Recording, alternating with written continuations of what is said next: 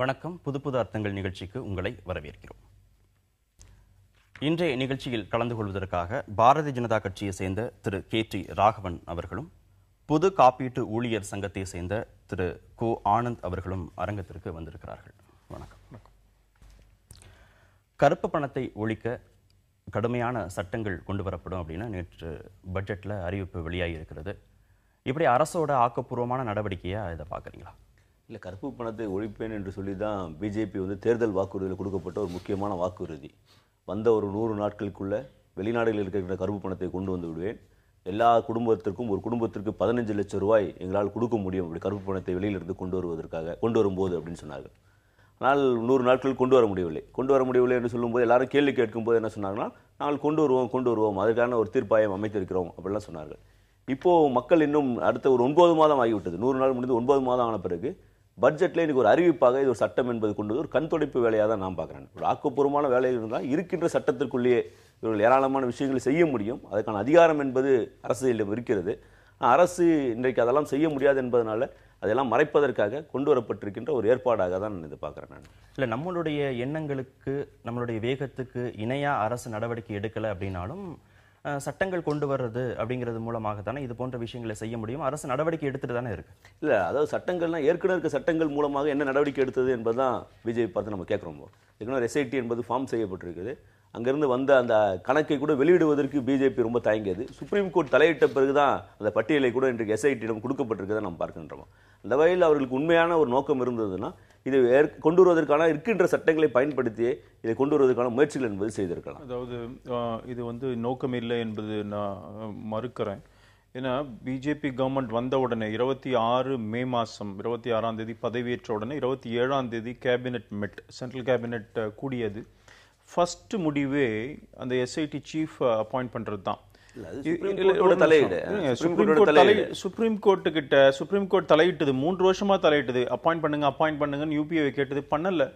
ஆனா இப்ப போட்டது மாத்திரம் இல்ல, அதாவது எஸ்ஐடி சீஃபா ஜஸ்டிஸ் ஷாவை போட்டது மாத்திரம் இல்லைங்க. அதற்கப்புறம் பார்த்தீங்கன்னு சொன்னால் உடனடியாக அடுத்த மாதமே அதனுடைய உறுப்பினர்கள்லாம் கூட்டங்கள்லாம் நடக்க ஆரம்பிச்சது. அண்ட் மோரோவர் இவர் சொல்றார் சகோதரர், சுப்ரீம் கோர்ட் சொன்னதுனால தான் லிஸ்ட்டை கொடுத்தாங்கன்னு கிடையாது. சுப்ரீம் கோர்ட்டுக்கிட்ட அந்த லிஸ்ட்டை கொடுக்கும் பொழுதே சுப்ரீம் கோர்ட் என்ன பண்ணுச்சு, மீதி அதை எஸ்ஐடி தான் அந்த லிஸ்ட்டை கொடுத்தது. அப்போ அந்த எஸ்ஐடி சீஃப் சொன்னார், இந்த லிஸ்ட் ஆல்ரெடி எங்ககிட்ட கவர்மெண்ட் கொடுத்துருச்சே, இப்போ புதிய கவர்மெண்ட் ஆல்ரெடி எங்ககிட்ட கொடுத்துருச்சு அப்படின்னு அவங்க சொன்னாங்க. இன்ஃபேக்ட் இந்த பட்ஜெட்லேயே கூட அந்த எஸ்ஐடிக்காக 145 கோடி தானே அலாட் பண்ணிருக்கு.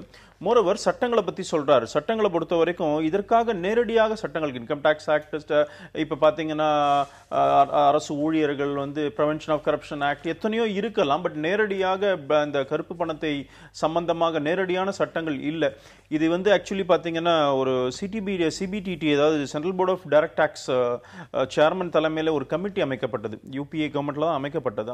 அவங்க ரெக்கமெண்டேஷன்ஸ்ல அந்த சிபிடிடி சேர்மன் அந்த கமிட்டி ரெக்கமெண்ட் பண்ணதுலேயே ஒன்று இதுதான், இந்த மாதிரி கடுமையான சட்டங்கள் நிறைவேற்ற வேண்டும் அப்படிங்கிறத பற்றி. அதே போல வெல்த், அதாவது வெளிநாடுகள்லையோ இல்லாட்டி அறிவிக்கப்படாத உங்களுடைய வருமானத்தில் அறிவிக்கப்படாத அந்த இது இருந்ததுன்னா, பணம் இருந்ததுன்னா அதை கன்ஃபிஸ்கேட் பண்ணணும் அப்படிங்கிற மாதிரி. இல்லீகல் வெல்த் இருந்ததுன்னா அதை நேஷனல் அசெட்டாக மாற்றணும். சில ரெக்கமெண்டேஷன்ஸ் கொடுத்துருக்குறாங்க அப்பவே. அதன் அடிப்படையில் தான் இது போன்ற விஷயங்கள் வந்திருக்கு. பனிஷ்மெண்ட், அந்த சிபிடிடி சேர்மன் தலைமையில் இருக்கிற குழு இந்த மாதிரி ஒரு பனிஷ்மெண்ட் கொடுக்கணும் அப்படின்னு அந்த ரெக்கமெண்டேஷன்ஸ் இருக்கு. அதன் அடிப்படையில் இன்றைக்கு கடுமையான சட்டங்களை கொண்டு வந்திருக்கிறோம். இது ஒரு நல்ல நோக்கத்தோடு கொண்டு வந்த சட்டம். அஃப்கோர்ஸ் நம்முடைய சகோதரர் சொல்றாரு, நீங்க இப்போ 100 நாளில் பண்ணுவீங்க, 15 லட்சம் பண்ணுவீங்கன்னா ஏதோ அரசியலுக்காக பேசுறாங்க. எங்களுடைய தேர்தல் அறிக்கை தெளிவா பாருங்க, page number 5 of BJP election மேனிஃபெஸ்டோல பாருங்க, கருப்பு பணத்தை பத்தி தெளிவா தான் பேசியிருக்கிறோம். அதனால நாடுகளோட தலைவர்கள்ட்ட மோடி பேசியிருக்கிறாரு. இது மாதிரி ஆக்கப்பூர்வமான நடவடிக்கைகளை அரசு ஸ்லோவாகவும் ஸ்டடியாகவும் பண்ணிட்டே தானே இருக்கு. இல்லை, அதாவது அந்த சுப்ரீம் அந்த சுவிஸ் பேங்க்ல அந்த லிஸ்ட்டை கொடுப்பதில் கூட இவர் சொன்னார்கள் எஸ்ஐடி நாங்கள் தான் கான்ஸ்டியூட் பண்ணோம்னு சொல்லிட்டு. எப்போ எஸ்ஐடி கான்ஸ்டியூட் பண்ணுறாங்கன்னா, இப்போ யூபிஏ கவர்மெண்ட் கடைசி காலத்தில் ரெவியூ பெட்டிஷன் ஒன்று போடுறாங்க சுப்ரீம் கோர்ட்டில், இது கான்ஸ்டியூட் பண்ண முடியாதுன்னு சொல்லிட்டு. அந்த ரெவியூ பெட்டிஷனும் தோற்கடிக்கப்பட்ட பிறகு, முறியடிக்கப்பட்ட பிறகு அரசு கோர்ட்டு தள்ளுபடி பண்ண பின்னணியில் தான் வேறு வழி இல்லாமல் பிஜேபிக்கு அந்த எஸ்ஐடி ஃபார்ம் பண்ண வேண்டிய கட்டாயம் இருக்குது. இன்னொன்று யார் தலையிடுகிறாங்கன்னு பார்த்தீங்கன்னா சுப்ரீம் கோர்ட்டில் வந்து ஒரு சொல்ற பட்டியலை கொடுக்க முடியாது என்று சொல்லும்போது ராம் ஜெத்மாலினி இவருடைய முன்னாள் நிதியமைச்சராக இருந்த ராம் ஜெத்மாலினி உட்பட தலையிட்டு இது என்ன இது பிஜேபி வாக்குறுதி கொடுத்தது ஒன்றாக இருக்கிறது, கருப்பு பண விவகாரத்தில் இப்படி மோசமாக நடந்து கொடுக்குறாங்க என்று ராம் ஜெத்மாலினி மிகப்பெரிய அளவில் பிரச்சாரம் செய்த பிறகுதான் அந்த பட்டியலை கொடுப்பது கூட ஒத்து கொடுக்குறாரு. சீல்டு கவரில் அந்த பட்டியலை கொடுக்குறாரு. அது கோர்ட்டு சொல்லிட்டாங்க. ஆனால் அங்கிருந்து வரும்போதே சொல்லிட்டாங்க அதில் எஸ்ஐடி தான் அதை கொடுக்கணும், சீல்டு கவர்லாம் கொடுப்போம்னு சொன்னா கோர்ட்டு கொடுத்துட்டாங்க. அது ஒன்றும் பிரச்சனை இல்லை. அவர் சொல்லிட்டாரு ஏற்கனவே இந்த சீல்டு கவர் யூபிஏ கவர்மெண்ட் பீரியட்ல கொடுத்துட்டாங்கன்னு சொன்னார். இவங்க கொடுக்கல, யூபிஏ 2 கவர்மெண்ட் பீரியட்ல கொடுத்துட்டாங்கன்னு சொல்லிட்டாங்க. அதெல்லாம் பிரச்சனை நமக்கு. நான் சொல்றேன் இவ்வளவு சட்டங்கள் இருக்கும்போது உங்களால அந்த சட்டங்கள் பிரகாரம் நடவடிக்கை எடுப்பதற்கு ஏன் அரசு தயங்குறதான் பார்க்கணும். புதுசாக ஒரு சட்டம் என்பது என்னன்னா இந்த சட்டத்துக்கான ரூல்ஸ் அண்ட் ரெகுலேஷன்ஸ் ஃப்ரேம் பண்ணி இன்னும் ஒரு வருடம் ஆக்கி விட்டு அப்படியே ஓட்டுவதற்கான ஒரு காலமாக தான் இருக்க முடியும். நடவடிக்கை எடுப்பதற்கான சீரியஸ் விவகாரத்தை பொறுத்த வரைக்கும் எல்லா விஷயத்தையும் எங்களால வெளிப்படையா சொல்ல முடியாது அப்படிங்கிறது அரசுடைய நிலைப்பாடா இருக்கு. தொடர்ந்து அந்த விஷயத்தை அரசு சொல்லிட்டே இருக்கு. உங்களுடைய முயற்சிகள் அப்படிங்கிறது அதிகமாக வெளியில தெரியாமலே இருக்கா? இல்லைங்க, அதாவதுங்க இவர் சொல்றதுலயே ஒரு முரண்பாடு இருக்கு. அந்த அப்பாயின்மெண்ட் சிட் எஸ்ஐடி அப்பாயிண்ட் பண்ணதே பிஜேபி கவர்மெண்ட் வந்ததுக்கு அப்புறம் தான். ஏதோ அந்த பட்டியல் முன்னாடியே கொடுத்துட்டாருன்னு சொன்னதில்ல, அவர் வந்ததே அதுக்கு அப்புறம் தான் வந்தார். அதனால தவறு. ராம்ஜெத் மலானி விஷயத்தை பொறுத்தவரைக்கும் ராம்ஜெத் மலானி பெட்டிஷனர் அந்த இதுல அவர் தான் கேஸ் போட்டார். அதனால அவர் அதை பத்தி சொன்னார் தவிர வேற ஒண்ணும் கிடையாது. இன்னொன்னு கட்டாயப்படுத்தி வேற வழி இல்லாம போட்டாங்க. வேற வழி இல்லாம போட்டோன்னு இப்போ சுப்ரீம் கோர்ட் 3 ஆண்டு காலமாக சொன்னதை செய்யாம இருந்தது காங்கிரஸ் கவர்மெண்ட், பிஜேபி கவர்மெண்ட் கிடையாது. வந்த உடனே போட்டது மாத்திரம் நீங்களும் சொன்னீங்களே 55,000 வங்கி கணக்குகள் கருப்பு பணம் சார்ந்து இருக்கக்கூடிய வங்கி கணக்குகள் நாங்க வெளியிடுவோம் சொன்னீங்களே. இல்லைங்க, அதுதான் இப்ப என்ன அதுலாவதுங்க டிடிஏஏ அக்ரிமெண்ட் இருக்கு.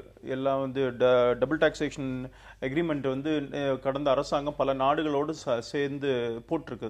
அதுல சில சிக்கல்கள் இருந்தது. இப்போ எல்லா நாடுகளோட பேசியிருக்கோம். சுவிஸோட இப்ப அக்ரிமெண்ட் போட்டிருக்கிறோம். இதை எப்படி ஈஸ் பண்ணி எல்லாத்தையும் கொண்டு வரலாம் அப்படிங்கிற பத்திலாம் இப்ப செய்யப்பட்டிருக்கிறது. நான் என்ன சொல்றேன், இந்த முயற்சி நீங்க கருப்பு பணம் கொண்டு வரணும்னு சொல்றீங்க, ரைட், ஓகே. அதற்கான திட்டங்களை இந்த அரசாங்கம் அறிவிக்கும் பொழுது இதுல குறை காண்பதற்கு இந்த பார்லிமெண்ட் செஷன்லயே கொண்டு வர போறாங்கன்னு சொல்லியிருக்கிறாங்க. சோ ஒரு எண்ணம் இருக்கவே தான் ஸ்ட்ரிஞ்சன்ட் பீனல் ஆக்ஷன்ஸ் எல்லாம் அதுல சொல்லியிருக்கிறாங்க. இன்னொன்னு நீங்க இப்ப இன்னொரு இந்த சட்டத்துல பாத்தீங்கன்னு சொன்னா பாஸ்போர்ட் யார்கிட்ட இருக்கோ, பாஸ்போர்ட் வச்சிருக்கிறவங்க இல்லாட்டி அப்ளை பண்றவங்க எல்லாம் பாத்தீங்கன்னா தங்களுக்கு வெளிநாடுகள் அது ஏதாவது ஒரு அவங்களுடைய அதே மாதிரி பாஸ்போர்ட் பயன்படுத்துறவங்க அத்தனை பேருமே வெளிநாடுகளில் தங்களுக்கு கணக்கு இருக்குதா அப்படிங்கறத தெளிவுபடுத்தணும். இருந்தா சொல்லணும், சொல்லாம இருந்தா அது அஃபென்ஸ் அப்படின்னு சொல்றாங்க. இன்கம் டாக்ஸ் ரிட்டர்ன் ஃபைல் பண்ணலாம், அது கூட ஒரு அஃபென்ஸா பினல் அஃபென்ஸா கொண்டு வராங்க. இதெல்லாம் வந்து ஒரு நல்ல எண்ணத்தோடு நோக்கத்தோடு கொண்டு வர ஒரு விஷயமா தான் நான் வெளிநாடுகளில் இருக்கிற கருப்பு பணங்களுக்கு அதை மீட்பதற்கு நடவடிக்கை எடுக்கப்படுறது அப்படிங்கிறத தாண்டி உள்நாட்டில் இருக்கிற கருப்பு பணம் மீட்கவும் கடுமையான சட்டங்கள் கொண்டு வரப்படும் சொல்லியிருக்காங்க. அதாவது பினாமியை சேர்த்து வைத்திருக்கிற சொத்துக்களை பறிமுதல் செய்யறதுக்கு நடவடிக்கை எடுக்கப்படுகிறது. வருமான வரி கணக்கை வந்து மறைச்சிட்டு வெளிநாடுகளில் இருக்கிற சொத்துக்களை மறைச்சிட்டு அதை செஞ்சா கடுமையான நடவடிக்கை. இப்படிங்கிற உள்நாட்டில் இருக்கிற கருப்பு பணத்தை மீட்பதற்கும் நடவடிக்கை எடுக்கத்தானே செய்த அரசு. ஏற்கனவே சட்டங்கள் இருக்கு. ஃபாரின் எக்ஸ்சேஞ்ச் மேனேஜ்மெண்ட் ஆக்ட் ஏற்கனவே இருக்கிறது. அதுல சில ப்ரொவிஷன்ஸ் என்பது இருக்கிறது. வெளிநாடுகளில் வாங்க போகும்போது சொத்துக்களை வாங்கும்போது என்னென்ன ரெகுலேஷன்ஸ் இருக்கு என்பதெல்லாம் ஏற்கனவே கொடுக்கப்பட்டிருக்கிறது. அதெல்லாம் இன்றைக்கு கடைபிடிக்கப்படாமல் இருக்கிறது. இன்னொன்று கருப்பு பணத்தில் வந்து இந்த கவர்மெண்ட்டுக்கு அல்ல, G20 நாடுகள் கூட்டம் நடக்கும் போது ஜெர்மனி வாக் அவுட் பண்றாங்க அந்த கூட்டத்தில இருந்து. ஏன்னா கருப்பு பணத்தை அந்த நாட்டில் கொண்டு வந்து கருப்பு பணத்தை வச்சு பொருளாதாரமே இன்னைக்கு மிகப்பெரிய தேக்கம், சர்வதேச பொருளாதாரமே தேக்கம் அடைக்குன்னு சொல்லி ஜெர்மனி வாக் அவுட் பண்றாங்க. அந்த கடுப்புல தான் அவங்க கொண்டு வந்து அக்கௌண்ட் கொடுக்குறாங்க. இதுல வந்து நீங்க டிடிஏ அக்ரிமெண்ட்டுக்கும் இந்த பட்டியலுக்கும் சம்பந்தமே கிடையாது. இது டிடிஏ அக்ரிமெண்ட் மூலமா அந்த பட்டியல் கிடையாது. இது ஏன்னா ஸ்விஸ் வந்து கொடுக்கல இந்த இதை. இது திருடப்பட்ட ஒரு அக்கௌண்ட் தான் 786 அக்கௌண்ட் என்பது. யாரோ ஒரு எம்ப்ளாயி அந்த உள்ள இருந்த அக்கௌண்ட் எடுத்துட்டு வந்து கொடுத்து அதை ஜெர்மனி கவர்மெண்ட் கிட்ட கொடுத்து அவங்க கொடுத்த அக்கௌண்ட் தானே தவிர இது டிடிஏக்கு இதுக்கும் சம்பந்தம் இல்லைங்கிறதா நான் பாக்குறேன். அந்த அக்கௌண்ட் பிரகாரம் அந்த ஒப்பந்தம் பிரகாரம் நான் என்னால் வாங்க முடியல அப்படின்னு சொல்வது வந்து ஏற்றுக்கொள்ள முடியாது. இது வந்து அவர்களாக பார்த்து கொடுத்த ஒரு விஷயம் தான். இந்த அரசாங்கம் முயற்சி செய்து எதுவும் போய் வாங்கலங்கிறது தான் உண்மையான விஷயம். ஸ்விஸ் அக்கௌண்ட்னா ஸ்விஸ் நாட்டில் இருக்கிற அக்கௌண்ட் மாத்திரம் கிடையாது. இந்த மாதிரி மறைமுகமா இல்லீகல் மெய் எதுனா பல நாடுகள் அந்த மாதிரி பேங்க்ஸ் இருக்கு. ஒரே சுவிட்சர்லாந்து பேங்க் கிடையாது அது. இன்னொன்னு இந்த லிஸ்ட் இருக்கு, இந்த HSBC அக்கௌண்ட் லிஸ்டும் சரி மீதி லிஸ்ட் இருக்கிற லிஸ்ட் எல்லாம் வந்து of course it was stolen. German அப்பவே சொன்னா எங்கிட்ட இருக்கு நீங்க வேணா வாங்கிக்கோங்கன்னு சொன்னா அப்ப இந்தியன் கவர்மெண்ட் அதை செய்யவே இல்லை, இனிஷியேட் பண்ணவே இல்லை. பல தரப்புல இருந்து அழுத்தம் கொடுக்க பொழுதுதான் இந்த மாதிரி வந்திருக்கிறது. இப்போ ஒரு அட்வான்ஸ் ஸ்டேஜ்ல போயிருக்கு. இவர் சொன்னார் G20 இருந்து வெளியில போயிட்டாங்க. இது அமெரிக்கா ஒரு காரணம். அவங்களுக்கு ரிசெஷன் வரும்பொழுது அதை கண்டுபிடிக்கும் பொழுது பல நாட்டு தங்களுடைய பணம் பல நாட்டுல இந்த மாதிரி பதுக்கி வைக்க போறதுன்னா அவன் வந்து பிரஷர் பண்ண ஆரம்பிச்சான். இப்பதான் வந்து இப்போ ஒரு 4-5 வருஷமா தான் வந்து எல்லாருமே ஷேர் பண்ணிக்கலாங்கிற லெவல்ல வந்திருக்காங்க. Because of pressure, G20 pressure, America pressure. இதனால வந்து ஒரு நல்ல நிலைமையில கொண்டு போயிருக்கு. சரி, இதெல்லாம் வந்து பாத்தீங்கன்னா 1936லயே இந்தியன் பிரிட்டிஷ் கவர்மெண்ட்ல இருக்கும் பொழுதே ஒரு கமிட்டி இதுக்கெல்லாம் போட்டது. அப்பெல்லாம் அந்த வாய்ப்புகள் இல்லாம இருந்தது. இப்ப வாய்ப்புகள் வந்திருக்கிறது. இப்போ அட்வான்ஸ் ஸ்டேஜ்ல போயிருக்கிறோம். இப்ப கடந்த காலங்களில் பேசி இருந்தோம். இப்ப மீட்க முடிகின்ற நிலைமையில வந்திருக்கிறது. எல்லா உலகத்துல இருக்க அத்தனை கவர்மெண்ட்டும் சரி, நம்ம கவர்மெண்ட்டும் கூட அது மாதிரி இப்ப டைரக்டா பிளாக் மணி டேப் பண்ற சட்டங்கள் இல்லைங்கிறதுனால தான் இந்த மாதிரி ஒரு சட்டங்கள் கடுமையாக்க கொண்டு வருவோம் அப்படின்னு சொல்லியிருக்கிறாங்க. இதுல வந்து நீங்க ஒரு கொண்டு வந்தா நல்லது தானே, உங்களுக்கு பிளாக் மணி வரணும், அதுக்கான முயற்சி இந்த அரசாங்கம் செய்யும் பொழுது இது இப்படி நடக்காது, இவங்களுக்கு பிரச்சனை என்னன்னா வந்துருச்சுன்னா என்ன பண்றதுன்னு ஒரு பயம். நாங்க கருப்பு பணம் சட்டங்களை யார் என்று ராகவனுக்கு தெரியும். தாண்டி இந்த விஷயத்துல என்ன பண்ண முடியும் நீங்க நினைக்கிறீங்க?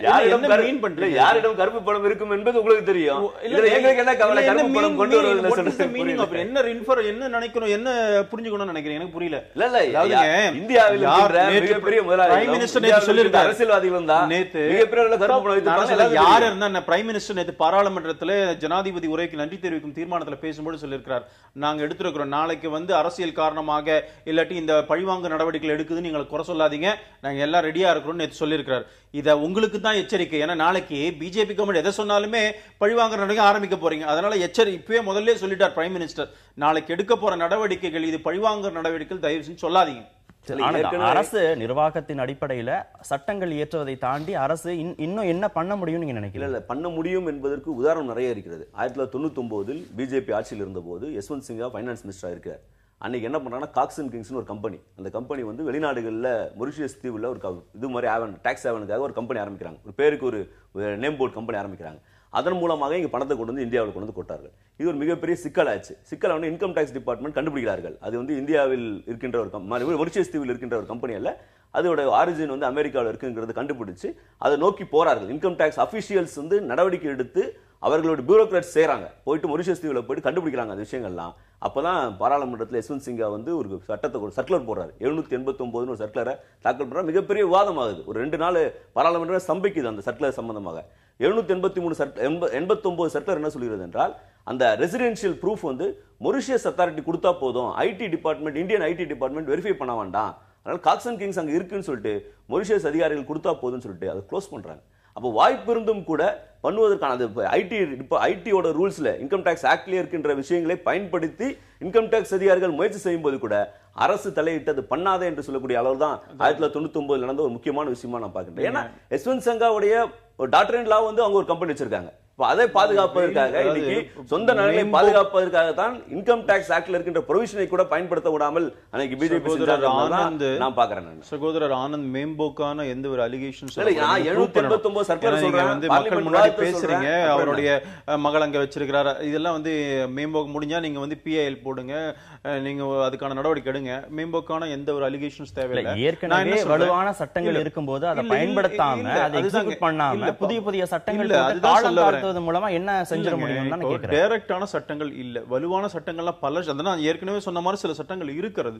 ஆனா இதுக்கு டைரக்டான ஒரு பயன்படுத்தியாவது நடவடிக்கை எடுக்கப்பட்டிருக்கு பண்ணலங்கிறது இப்ப பிரச்சனை என்னன்னு சொன்னா அதுல இருக்கிற லூப் ஹோல்ஸ் தான் இருக்கு. அதனாலதான் இந்த மாதிரி கடுமையான சட்டங்கள் இன்றைக்கு தேவை. எத்தனை சார் ஐபிசி இருக்கு, குற்றங்களே நடக்கக்கூடாதுன்னு இருக்குது, ஆனாலும் குண்டு வச்சாலும் அதுக்கும் ஐபிசியில் இது இருக்கு, எதுக்காக போட்டான ஒரு சட்டத்தை கொண்டு வந்தோம். ஸ்ட்ரெயிட்டா இந்த மாதிரி விஷயங்கள் இன்னும் கடுமையான சட்டங்கள் மூலமா தான் இதை கொண்டு வரணும் அப்படிங்கிற நல்ல நோக்கத்தோடு கொண்டு வர இருக்குல்ல, அதான் முக்கியம். இது பாருங்க, எல்லா சட்டங்களுமே மிஸ்யூஸ் ஆகுதா யூஸ் ஆகுதாங்கிறதெல்லாம் இருக்கு, விவாதம் அதெல்லாம் இல்லைன்னு சொல்லல. தமிழ்நாட்டிலையும் கூட மிஸ்யூஸும் பண்ணிருக்காங்க. அதனால ஒரு சட்டமே தவறுன்னு சொல்ல முடியாது. ஐபிசியில வந்து மிஸ்யூஸ் ஆகலையா, எத்தனை சட்டங்கள் மிஸ்யூஸ் ஆகுது, அதுக்காக சட்டங்களே கூடாதுன்னு சொல்ல முடியாது. இதற்கு நேரடியாக கடுமையான சட்டங்கள் தேவை என்று நான் என்ன சொல்றேன், எங்களுடைய நோக்கம் தவறா இருந்ததுன்னா இதை கொண்டே வரக்கூடாதுன்னு நினைச்சு நாங்க அந்த மாதிரி சட்டங்கள்லாம் கொண்டு வரேன்னு சொல்லணும். இன்னைக்கு டைட்டன் பண்ணிருக்கிறோம், எல்லா லெவலையும் டைட்டன் பண்ணிருக்கிறோம்ல, அப்படின்னும் பொழுது நோக்கம் சரியான நோக்கத்தோடு தானே போய் கொண்டிருக்கிறோம். இதுல நீங்க சந்தேகம் என்ன எங்க இருக்கிறதுன்னு கேட்கிறேன் நான். இல்ல இருக்கிற சட்டங்கள் மூலமாக நடவடிக்கை எடுப்பதில் என்ன தயக்கம் தான் நான் கேட்கிறோம். நாங்க என்ன எங்களுக்கு வந்து போட்டாவை நீங்க கொண்டு வந்ததுன்னா போட்டாவை கொண்டு வந்த நோக்கம் என்ன? போட்டாவை கொண்டு வந்ததுனால யாரை நீங்க கைது செய்தீர்கள்? போட்டாவை கொண்டு வந்ததுனால அப்பாவி மக்களை கடைசியில நீங்க வந்து இல்ல நீங்க போட்டா கொண்டு வந்த நோக்கம் என்பது உங்களுக்கு வந்து ஒரு குறிப்பிட்ட சமூகத்தை வந்து காலி பண்ணுவதற்கான ஒரு ஏற்பாடாக தான் போட்டா என்பது கொண்டு வரப்பட்ட. போட்டா எப்படி எல்லாம் பயன்பட்டது என்பது நம்ம பார்க்கணும். இருக்கிற ஐபிசியில ஏன் பயன்படுத்தக்கூடாது அன்னைக்கும் கேள்வி வந்தது. இன்னைக்கு அதான் நாங்க கேட்கிறோம். ஒரு புதிய சட்டம் கொண்டு வரல, இத கருப்பு பணத்தை வெளியே கொண்டு வர வேண்டும் என்பதே எங்களை தவிர்த்து வேற யாரும் அதுக்காக குரல் கொடுக்க போவதில்லை. இல்ல அவங்க இந்த கூட்டத்தொடர்ல அந்த சட்டத்தை கொண்டு வந்து அந்த சட்டத்தை பயன்படுத்தி அவங்க நடவடிக்கை எடுக்கலைன்னா தானே இது பற்றி விமர்சனம். இல்ல இது வந்து இன்னும் ஓராண்டு காலம் ஆகும். இது ரூல்ஸ் அண்ட் ரெகுலேஷன்ஸ் ஃப்ரேம் பண்ணி வெளியே வருவதற்கு ஓராண்டு காலம் ஆகும். அதுக்கு பிறகு இதுல இருக்கின்ற லூப் ஹோல்ஸை பயன்படுத்தி இன்னும் ஏதாவது போயிட்டே கொண்டே இருக்க போகுது.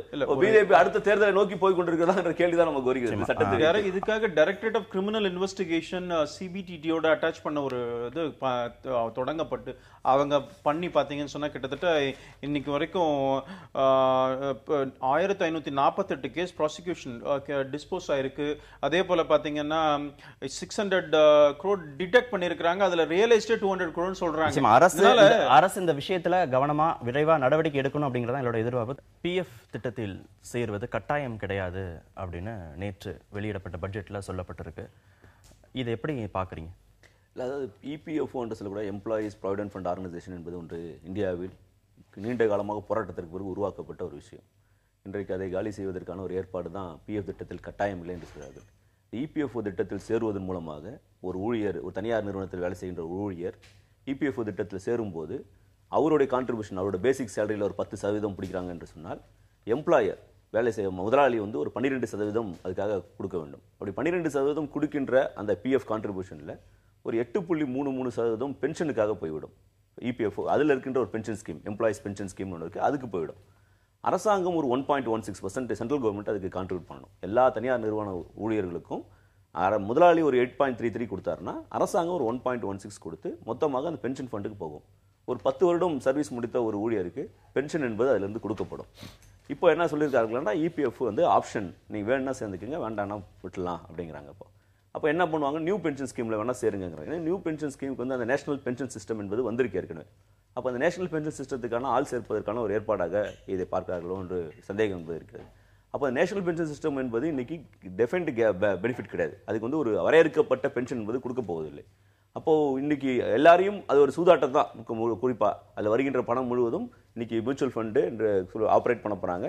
அவங்க கொண்டு போயிட்டு ஷேர் மார்க்கெட்டில் போட போகிறாங்க அப்படின்னு சொல்லும்போது ஒரு சூதாட்டத்தை நோக்கி ஒட்டுமொத்த ஊழியர்களையும் இன்னைக்கு அரசாங்க தனியார் ஊழியர்களையும் தள்ளுகிறார்களா என்ற கேள்வி என்பது இருக்கு. ஏன்னா அரசாங்க ஊழியர்களுக்கு ஏற்கனவே கம்பல்சரி வந்துடுச்சு.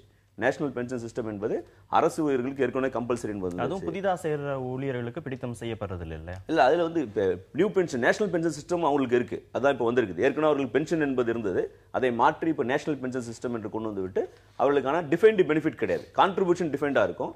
பேசிக் டிஏல 10% பிடிக்கிறாங்க. ஆனால் பென்ஷன் கொடுப்பது என்பது டிஃபைண்டாக இருக்காது. ஒரு வரையறுக்கப்பட்ட பென்ஷன் என்பது அவர்களுக்கு கிடையாது என்று ஏற்கனவே அரசு ஊழியர்களுக்கு வந்துவிட்டது. இப்போ தனியார் துறையில் யார் வேணா, இது ஓப்பன் ஸ்கீம், அது ஓப்பன் ஸ்கீமில் யார் வேணாலும் சேரலாம் என்று சொல்லும்போது அதுக்காக விளம்பரம்லாம் வெளியிடப்பட்ட பிறகு கூட மிகப்பெரிய அளவில் அதில் ஆட்கள் சேராத நிலைமையில் இன்னைக்கு தனியார் நிறுவனத்தில் வேலை செய்கின்ற ஊழியர்களையும் நேஷனல் பென்ஷன் சிஸ்டம் பக்கம் திருப்புவதற்காக இந்த இபிஎஃப்ஓ என்பது கட்டாயம் கிடையாது, வேண்டுமென்றால் நீங்கள் என்பிஎஸ்ல சேருங்கன்னு சொல்றார்கள்.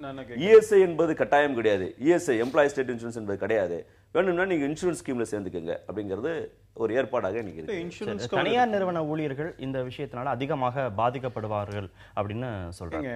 சேருவது கட்டாயம் கிடையாது அப்படின்னு சொன்னது யாருக்கு? எம்ப்ளாயிஸ்க்கு.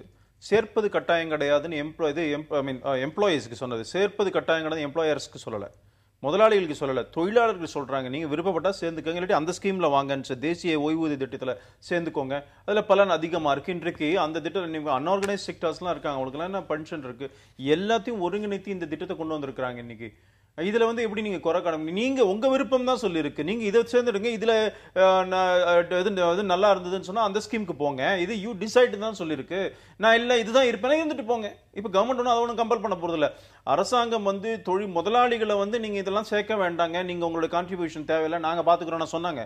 அப்படி கிடையாது. இது தொழிலாளர்களுக்கு கொடுக்கப்பட்ட சலுகை, நீங்க விருப்பப்பட்ட யூ செலக்ட் எனிதிங் அப்படின்னு சொல்றாங்க. இதுல என்ன தவறு இருக்க முடியும்? ரொம்ப குறைவா சம்பளம் வாங்கக்கூடிய ஒருத்தருக்கு வந்து அந்த மாதத்துல பணம் வீட்டுக்கு எடுத்துட்டு போற பணத்துடைய அளவு அதிகமாகும், அதனால வாங்கும் சக்தி அதிகமாகும், பணப்புழக்கம் அதிகமாகும். இது வந்து நல்ல விஷயம் தான் அப்படின்னு சொல்லப்படுறது. அதாவது இந்த மாதிரி சேமநல திட்டங்கள்லாம் வந்து எதற்காக கொண்டு வரப்பட்டது என்றால், நம்ம இருக்கும்போது, நம்ம நல்லா இருக்கும்போது ஒரு குறிப்பிட்ட பகுதியை வந்து சேமிப்புக்காக எடுத்து செல்ல வேண்டும் என்பதுதான் நோக்கம். அப்படி எடுத்து செல்வது என்பது எதிர்காலத்தில் நமக்கு உடம்பு முடியாத போது அந்த பணத்தில் இருந்து நாம் வந்து நம்மளுடைய வாழ்க்கையை நடத்த வேண்டும் என்பதற்காக தான் இத்தகைய வெல்ஃபேர் ஸ்கீம்ஸ், இந்த மாதிரி பிஎஃப் ஸ்கீம்ஸ், பென்ஷன் ஸ்கீம்ஸ் எல்லாம் வந்திருக்கு. இது அப்படியே எடுத்து போய் ஷேர் மார்க்கெட்ல போட்டு லாபம் சம்பாதிப்பதற்காக அல்ல, இது எல்லாத்தையும் சேர்த்து விட்டு ஓய்வு பெற்ற பிறகு ஒரு 60 வயதுக்கு பிறகு இதன் மூலமாக நம்ம வருமானத்தை வைத்துக் கொண்டு, ஏன்னா அரசாங்கம் வந்து எல்லாருக்கும் பென்ஷன் கொடுக்க போகல. நேஷனல் பென்ஷன் சிஸ்டம் என்பது ஒரு மிகப்பெரிய மோசடி திட்டம். அது யூபிஏ அரசாங்கத்தால் கொண்டு வரப்பட்டது. இவர்கள் அதை கடைபிடிக்கிறார்கள் என்பது நமக்கு தெரியும். இல்ல, இப்போ தொழிலாளர்கள் ஒரு பங்கு, நிறுவன முதலாளிகள் ஒரு பங்குன்னு இருந்தது. இப்ப 2 பங்கையுமே தொழிலாளர்கள்ட்ட பிடிக்கிறாங்க. அதனால தனியார் நிறுவன முதலாளிகள் இதனால நிறைய பயன்பெறுவார்கள் அப்படின்னு சொல்லிருக்காங்க. இல்லன்னு சொல்லல. நான் என்ன சொல்றேன், நீங்க ஒரு நோக்கத்தை புரிஞ்சுக்கணும். இவர் சொல்ற மாதிரி இது மோசடின்னு, அதாவது அரசாங்கம் எதை செஞ்சாலுமே மோசடி, இவங்க சொல்றதான் கரெக்ட்ங்கிற மாதிரி பேசக்கூடாது. நான் என்ன சொல்றேன், நீங்க சரியா சொன்னீங்க, அவங்களுக்கு அந்த இன்கம் வரும், எடுத்துட்டு போகலாம். இன்னொரு விஷயம் பாத்தீங்கன்னு சொன்னா, இவர் சொல்றாரு இது வந்து எல்லாருக்கும் உண்டு. நீங்க வந்து ஓய்வூதிய திட்டம் இன்ஃபேக்ட் சீனியர் சூப்பர் சீனியர் சிட்டிசன்ஸுக்குலாம் கூட ஒரு திட்டத்தை இந்த பட்ஜெட்ல சொல்லியிருக்கிறாங்க. இன்னொன்னு பாத்தீங்கன்னு சொன்னா மெடிக்ளைம் பாலிசில இன்க்ரீஸ் பண்ணிருக்கு. இவர் சொல்றாரு உடம்பு சரியா போச்சுன்னா அதுக்கு எக்ஸம்ஷன் வந்திருக்கு. இப்போ 15,000 25,000 வரைக்கும் நீங்க மெடிக்கல் பாலிசியில போன நீங்க வந்து பிரீமியம் கட்டலாம். அது வந்து எக்ஸம்டட் டாக்ஸ் எக்ஸம்ஷன் உண்டுன்னு சொல்லிருக்கு.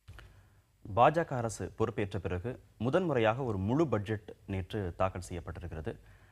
இது பற்றி பல்வேறு தலைவர்கள், கட்சி தலைவர்கள் என்ன சொல்றாங்க அப்படிங்கிறத நம்ம பார்க்க போறோம். அதுக்கு முன்னாடி இந்த பட்ஜெட் பத்தி உங்களுடைய 2 பேருடைய தனிப்பட்ட கருத்துக்களை பதிவு செய்யலாம். இந்த பட்ஜெட் பற்றி உங்களுடைய கருத்து? அதாவது பாஜக பதவியேற்ற பிறகு ஒரு முதல் முழுமையான பட்ஜெட் என்று அறிவிக்கப்பட்டிருக்கிறது. இந்த முதல் பட்ஜெட்டிலே பாஜக யார் அவர்களை ஆட்சிக்கு கொண்டு வருவதற்கு உதவி புரிந்தார்களோ, அவர்கள் கர் வாபசி பற்றி பேசிக் கொண்டிருக்கார்கள். இது தன் வாபசி.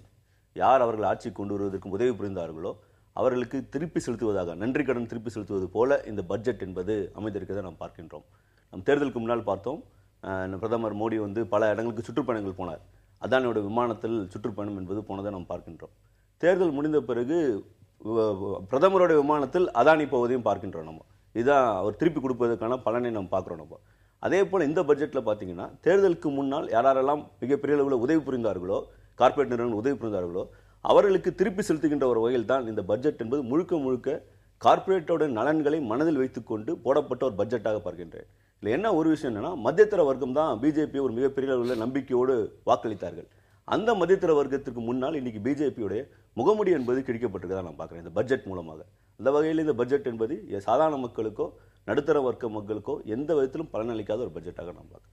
ராகவன், உங்களுடைய கருத்து? யார் எங்களை ஆட்சி கட்டிலே அமர்த்தினார்களோ அவர்களுக்கு நன்றி கடன் செய்திருக்கிறார்கள். ஆமாம், நான் ஏற்றுக்கிறேன். அவர் சொல்றதை நான் ஏற்றுக்கிறேன். நாங்கள் நன்றி கடன் செய்திருக்கிறோம். 31% மக்கள் மாத்திரமில்லை, இந்த நாட்டில் 125 கோடி மக்களுடைய வாழ்க்கைக்காக எங்களுக்கு ஓட்டு போட்டு எந்த மக்கள் எங்களை தேர்ந்தெடுத்தார்களோ அவர்களுக்காக நன்றி கடன், இந்த நாட்டு மக்களுக்கான நன்றி கடனை இந்த பட்ஜெட்டில் செஞ்சிருக்கிறோம். கார்ப்பரேட் முதலாளிகள் இதெல்லாம் எப்பவுமே பயன்படுத்துகிற ஃப்ரேஸ், டேர்ம், கம்யூனிஸ்ட் சகோதரர்கள் பயன்படுத்துகிற டேர்ம் அது. அதனால் அதுக்கு ஒரு பெரிய இது இல்லை. ஆனால் இன்றைக்கு நீங்கள் பார்த்தீங்கன்னா பலதரப்பட்டத்தில் அரசியல் தலைவர்கள் விட்டுட்டு மீதி பேர்லாம் நீங்கள் பார்த்தீங்கன்னு சொன்னால் கூட விவசாயிகளுக்கு, அதே போல் இப்போ ஸ்கூல் பள்ளி மாணவர்களுக்கு, அதே போல் பார்த்தீங்கன்னு சொன்னால் நீங்கள் வந்து சிறு தொழில் செய்கிறவங்களுக்கு எல்லாருக்குமான ஒரு பட்ஜெட், இன்ஃப்ராஸ்ட்ரக்சர், உள்கட்டமைப்பு வசதிகளை பெருக்கின்ற அளவில் திட்டங்கள், இது மாதிரி பார்க்கும் பொழுது இது இந்த நாட்டிற்கான வளர்ச்சிக்கான ஒரு பட்ஜெட்டாக தான் இதை பார்க்குறேன். நம்ம தொடர்ந்து பேசும்பொழுது என்னன்னு சொல்ல முடியும். நல்ல அதிமுக பொதுச் செயலாளர் ஜெயலலிதா நேற்று இந்த பட்ஜெட் சம்பந்தமாக ஒரு அறிக்கை வெளியிட்டிருக்கிறாங்க. திட்ட செலவீடு அப்படிங்கிறத முதல்ல 5,75,000 கோடியில இருந்து படிப்படியாக 4,75,532 கோடியாக குறைச்சிங்க. திரும்பியும் அது 4.65 லட்சம் கோடியாக குறைக்கப்பட்டிருக்கிறது. இப்போ தொடர்ந்து திட்டங்களுக்கான செலவினங்கள் குறைக்கப்பட்டு வந்தால் அரசால புதிய திட்டங்களுக்கு எப்படி நிதி ஒதுக்க முடியும்? இது அப்படி கிடையாது. அதாவதுங்க, இந்த 14வது அந்த ஃபினான்ஸ் கமிஷன் ரிப்போர்ட்டை படி பார்த்தீங்கன்னு சொன்னால், ஒரு கோஆபரேட்டிவ் ஃபெடரலிசம், உண்மையாக கோஆபரேட்டிவ் ஃபெடரலிசமை ஃபாலோ பண்ணுற ஒரு அரசாங்கமாக மோடி அரசாங்கம் இருக்கிறது. நீங்கள் வரி வருவாயில் 32% மாநிலங்களுக்கு 32% தான் இது நாள் வரைக்கும் இருந்தது. இப்போ 10% அதிகமாக இருக்குது. அது இல்லாமல் லோக்கல் பாடி இதெல்லாம் இருக்குது பாருங்கள், அவங்களுக்குலாம் சேர்த்து கிட்டத்தட்ட 47-48% நேரடியாக அங்கே போகிறது. இப்போ மத்திய அரசாங்கத்தினுடைய திட்டங்களுக்கான அது செலவு கம்மியாக இருக்குங்கிறது மாத்திரம் பல திட்டங்கள் இன்றைக்கு மாநில அரசாங்கங்களே முடிவு பண்ணிக்கலாம். 8 திட்டங்கள் சென்ட்ரலைஸ்டு ஸ்கீம் எல்லாமே இனிமேல் மாநில இதில் முடிவு பண்ணலாங்கிறதுனால தான் அப்படி போயிருக்கே தவிர, இது மத்திய பட்ஜெட்லேருந்து திட்ட செலவுகளுக்கு குறைக்கிறது கிடையாது. ஆல்ரெடி இது வந்து மாநிலங்கள் பார்த்து கொள்ள வேண்டும்ங்கிறதுக்காக 10% பணத்தை அங்கே கொடுத்து ஆல்ரெடி பண்ண போறாங்க. கீழே அவங்களே இன்னொரு குற்றச்சாட்டை முன் வச்சிருக்காங்க. அது யூனியன் டெரிட்டரிஸ்க்கும் மாநிலங்களுக்கும் கொடுக்கிற நிதியில 40% வந்து குறைக்கப்பட்டிருக்கு அப்படின்னு சொல்றாங்க இந்த ஆண்டு. அதுதான் சொல்ல வரேன். அவங்க இப்படி சொல்றாங்க, நான் இப்படி சொல்றேன். 10% ஏற்கனவே கொடுக்கப்பட்டிருக்கு பல ஸ்கீம். இப்ப நீங்க ஸ்டேட் கவர்மெண்ட்டே அவங்க உங்களுக்கு எது அந்த மாநிலத்துக்கு நல்லது என்று முடிவு பண்ணா அந்த மாதிரி திட்டங்களை கொண்டு போங்கன்னு அந்த ஃப்ரீடமும் கொடுத்திருக்கிறது. இப்ப அவங்க செய்யலாம். கடந்த காலங்களில் மத்திய அரசாங்கத்திலிருந்து அந்த பணம் கொடுத்தாங்க. இருக்காங்க. இப்போ ஆல்ரெடி மாநில அரசாங்கத்துக்கு நேரடியா போகுது. இப்போ அவங்க முடிவு பண்ணிக்கலாம் அந்த திட்டங்கள்லாம் என்னன்ட்டு. 8 சென்ட்ரலைஸ் ஸ்கீம்ஸ் இனிமேல் ஸ்டேட் கவர்மெண்ட் முடிவு பண்ணிக்கலாம்னு சொல்லி இருக்கிறது. அதனால இந்த அடிப்படையில் வேணா அது குறைவுன்னு சொல்ல தர இல்ல, அந்த 10% சென்ட்ரல் கவர்மெண்ட்ல இருந்ததுன்னா இந்த திட்ட செலவு சென்ட்ரல் கவர்மெண்டே செய்ய போகுது, அவ்வளவுதான். திட்ட செலவினங்கள் குறைக்கப்பட்டிருக்கிறது, அதே மாதிரி மாநிலங்களுக்கான நிதி ஒதுக்கீடும் குறைக்கப்பட்டிருக்குன்னு ஜெயலலிதா குற்றம் சுமத்தி இருக்கிறாங்க. இவருடைய குற்றச்சாட்டை நீங்க எப்படி பார்க்குறீங்க? இல்லை, அதாவது ஒட்டுமொத்தமாகவே இந்த பட்ஜெட்ல பார்த்தீங்கன்னா ஒரு 1 லட்சம் கோடி ஒட்டுமொத்த செலவினங்களே குறைக்கப்பட்டிருக்கிறது. ஒரு 7% போன பட்ஜெட்டுக்கும் இந்த பட்ஜெட்டுக்கும் ஒரு 7% செலவினங்கள் குறைக்கப்பட்டிருக்கிறது. அப்படி குறைக்கப்பட்டு பிறகு கூட பிஸ்கல் டெபிசிட் வருவதாக, நிதி பற்றாக்குறை வருவதாக இந்த அரசு என்பது தெரிவித்திருக்காங்க. இந்த அரசாங்கம் செய்திருக்கிற விஷயங்கள் என்னவென்றால், குறிப்பாக வந்து சென்ட்ரல் கவர்மெண்டோட ஸ்கீம்ஸ் எல்லாமே இன்னைக்கு வந்து ஸ்டேட் கவர்மெண்ட்டுக்கு டிரான்ஸ்ஃபர் செய்யப்பட்டு அது மூலம் நிதி கூடுதலாக ஸ்டேட்டுக்கு கொடுப்பது போல ஒரு தோற்றத்தை உருவாக்குறார்கள். உண்மை அதல்ல. உண்மை வந்து பார்த்தீங்கன்னா ஸ்டேட்டுக்கான கொடுக்கப்பட்ட இப்போ கூட இந்த டீசல் நேற்றுக்கு ஏற்றிருக்காங்க. பட்ஜெட் போட்டுக்கொண்டிருக்கும் போது டீசல் 3 ரூபா ஏறுகிறது, பெட்ரோல் 3 ரூபா ஏறுகிறது என்று சொன்னால் அது கூட இன்னைக்கு அரசாங்கத்துக்கு மாநில அரசாங்கத்துக்கு வரப்போவதில்லை. முழுக்க எக்ஸைஸ் டியூட்டியாக இன்றைக்கு மத்திய அரசாங்கம் எடுத்து செல்கின்ற ஒரு வேலையாக தான் இருந்து கொண்டிருக்கிறது. அப்போ ஏற்கனவே மாநில அரசாங்கம் ஒரு குளோரிஃபைட் முனிசிபாலிட்டி போல தான் மத்திய அரசை எதிர்பார்த்து செயல்படக்கூடிய நிலையில் இருந்து கொண்டிருக்கும் போது இதுல வந்து இன்னும் கூடுதலாக நிதியை குறைப்பது, நிதியை வெட்டுவது என்பது, அதுவும் மொத்த பட்ஜெட்டை குறைப்பது என்பது எந்த விதத்திலும் மாநிலத்துக்கு பயன்பட போவதில்லை. ஏன்னா இவங்க தான் டெலிவரி சிஸ்டம்ஸ், மாநில அரசாங்கம் தான் டெலிவரி பண்ண போகுது. டெலிவரி பண்ணவர்களை எக்யூப் பண்ணாம நீங்க வந்து எப்படி இந்த சிஸ்டத்தை கொண்டு வர போறீங்கிறது ஒரு பெரிய கேள்வியா இருக்கிறது. நம்ம பார்க்கிறோம். சகோதரர் சொல்றார் செலவினங்கள் எல்லாம் 1 லட்சம் ரூபாய் குறைஞ்சிருக்கு அப்படின்னு சொல்றாரு. அப்ப பாராட்டணும். பிஸ்கல் டெபிசிட் குறைக்கணுங்கிறதா எல்லாரோடைய இதுவும் கூட. இப்ப குறைஞ்சிருக்குன்னு சொன்னா நான் பிளான் எக்ஸ்பெண்டிச்சர் குறைக்கிறது நல்லது தானே? இல்ல பிஸ்கல் டெபிசிட் குறையுது நல்லது தானே? இன்னொரு விஷயம், பெட்ரோல் விலை எல்லாம் ஏறி போச்சு. பிளான் எக்ஸ்பெண்டிச்சர் வேற, நான் பிளான் எக்ஸ்பெண்டிச்சர் வேற. செலவினங்களை குறைக்க வேண்டும் என்று எந்த அரசாங்கமே முயற்சி மேற்கொள்ளும். அப்ப நீங்களே இப்ப வந்து செலவினங்கள் குறைக்கப்பட்டிருக்கிறது என்ன பாராட்டுங்கன்ற. இல்லங்க, நீங்க பாருங்க 2 பாயிண்ட் வேறங்க. அது நீங்க வந்து பிஸ்கல் டெபிசிட் குறைக்கிறதுங்கிறது தான் எல்லாரோட இனிஷியேட்டிவ். இப்ப இன்ஃபேக்ட் ஆல்ரெடி பிக்ஸ்டோட கீழே இன்னும் கூட குறைஞ்சிருக்கு, இன்னும் கூட குறையும். 2-3 ஆண்டுகள்ல 3 பாயிண்ட்ல வரும் அப்படின்னு சொல்லியிருக்கிற, குறைக்கும்னு சொல்லியிருக்காரு. அதோட முயற்சியை இந்த கவர்மெண்ட் எடுக்கும்னு சொல்லியிருக்கிற, பாராட்டப்பட விஷயம். இன்னொன்னு, பெட்ரோல் விலை எல்லாம் ஏறி போச்சு, நான் ஏத்துக்கிறேன். பெட்ரோல் விலை ஏறி போனதுக்கு நரேந்திர மோடி கவர்மெண்ட் காரணம்னு நீங்க சொன்னீங்கன்னா நான் எப்போ ஏற்றுக்கொள்வேன் தெரியுமா? குறையும் பொழுது நரேந்திர மோடி கவர்மெண்ட் காரணம்னு நீங்க ஏத்துக்கோங்க. அதை நீங்க ஏத்துக்க மாட்டீங்களா? குறையும் போது அதுக்கு சம்பந்தம் இல்லை, நரேந்திர மோடிக்கு சம்பந்தம் இல்லைன்னு சொல்லிட்டு இப்ப ஏறும்போது நரேந்திர மோடி சம்பந்தமா? நீங்க அதை குறைத்தது நரேந்திர மோடி அரசாங்கம் ஒத்துக்கோங்க, ஏத்தினது நரேந்திர மோடி அரசாங்கம் நான் ஏற்றுக்கிறேன். இல்ல பெட்ரோல் டீசல் விலை சர்வதேச அளவில் 50% குறைஞ்சிருக்கிறது. $110 வித்தது இன்னைக்கு $50 கீழே வந்திருக்கிறது. அதுக்காக பெட்ரோல் டீசல் விலை குறைந்திருக்கிறதா என்பதான் ஒரு கேள்வி. ரெண்டாவது, இப்ப ஏறினது வந்து சர்வதேச விலையை பொறுத்து இல்ல. இன்னைக்கு ஏறினது வந்து எக்ஸைஸ் டியூட்டி ஏத்துறீங்க, இன்னைக்கு அதை ஒட்டி ஏறுது. உங்களுக்கு பிரைஸ் அட்ஜஸ்ட்மென்ட், அந்த டாலருக்கும் ருப்பிக்கான அந்த மதிப்பீடுல வந்து அட்ஜஸ்ட்மெண்ட்ல இன்னைக்கு ஏறுது, 3 ரூபா 4 ரூபா ஏறுது என்பது பார்க்கும்போது இதை அரசாங்கம் கட்டுப்படுத்த முடியுமா என்றால் கட்டுப்படுத்த முடியும். அவர்கள் கையில் இருக்கிறது ஆனா அது வந்து இன்டர்நேஷனல் லெவல்ல குறையும் போது குறைச்சிருக்கிறது எவ்வளவு குறைச்சிருக்கோம்? 5 ரூபா குறைச்சோம், 6 ரூபா குறைச்சோம், ஆனா 50% குறைக்கல. அதுதான் பாக்குறோம். நம்ம அடுத்ததா திமுக தலைவர் கருணாநிதி ஒரு அறிக்கையில குறிப்பிட்டிருக்கிறாரு, தனிநபர் வருமான வரி விலக்கு உச்சவரம்பு உயரும் அப்படின்னு பெரும்பாலான மக்கள் எதிர்பார்த்தாங்க. ஆனா அது சம்பந்தமான எந்த விதமான அறிவிப்பும் இந்த பட்ஜெட்ல இடம்பெறல. பெரும்பாலான மக்கள் ஏமாந்து போயிருக்கிறாங்க இந்த அறிவிப்பு வரும்னு எதிர்பார்த்து அப்படின்னு சொல்லி. அதாவது நேரடியா வந்து வருமான வரி விலக்கு வந்தால்தான் விலக்குன்னு கிடையாது. இன்ஃபேக்ட் 4,40,000 ரூபாய், இன்ஃபேக்ட் நீங்க 7 லட்சம் சம்பாதிக்கிறவங்க கிட்டத்தட்ட இதுவே கட்ட வேண்டிய அவசியம் இல்லைங்கிற மாதிரி இருக்கு. எப்படின்னா நீங்க பாருங்க, அதாவது வீடு இது பண்ணும்பொழுது, வீடு கட்டும் பொழுது அதுக்கான வந்து இதுல வந்து அட்ஜஸ்ட் பண்ணலாம், அதுக்கு விலக்கு இருக்கிறது. இப்போ 15,000 ரூபாய் மெடிக்கல் இது இருக்கு இன்சூரன்ஸ்க்காக இருந்தா, அப்ப 25,000 ரூபாய் உயர்த்தப்பட்டிருக்கிறது. இதுல கூட அவங்களுக்கு டாக்ஸ் எக்ஸம்ஷன்ஸ் கிடைக்கும். பலதரப்பட்ட விஷயங்கள்ல டாக்ஸ் எக்ஸம்ஷன் கொடுத்து அது 4.4 லட்சம் வரைக்கும் டாக்ஸ் எக்ஸம்ஷன் அவைல் பண்றதுக்கு இப்ப சாத்தியம் இருக்கிறது. அதனால இது வந்து நேரடியா இல்லாம இருக்கலாம், ஆனா மறைமுகமாக அவங்களுக்கு டாக்ஸ் எக்ஸம்ஷன்ஸ் நிறைய கொடுத்திருக்காங்க. இது பாராட்டத்தக்க விஷயம் தானே? இது சாதாரண மிடில் கிளாஸ் நிச்சயமா அது பயன்படும். தனிநபர் கையில நிறைய பணம் புழங்குது, அதற்கான வாய்ப்புகளை அரசு ஏற்படுத்தணும்னு எதிர்பார்க்கிறத தாண்டி அவங்களுக்கு தேவையான சமூக நல திட்டங்களை நிறைய செயல்படுத்தணும் அப்படிங்கறதும் ஒரு முக்கியமான விஷயம். அது சார்ந்து செஞ்சிருக்காங்க.